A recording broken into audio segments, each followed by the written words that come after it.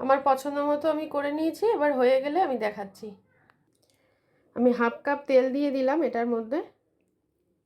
আমি এর মধ্যে 1 টেবিল চামচ গুঁড়ো দুধ দিয়ে দিয়েছি, আমুল দুধ, আর 1 গ্লাস মতো ময়দা, 1 চিমটে নুন, ভ্যানিলা এসেন্স, চিনি, বেকিং সোডা, বেকিং পাউডার, দিয়ে দেব দুধ। এবার এটাকে গুলে নেব। এটা এগলেস কেক বানাচ্ছি বন্ধুরা। এটা গোলা হয়ে গেছে, আমি 1 ছিপি মতো ভিনিগার নিচ্ছি,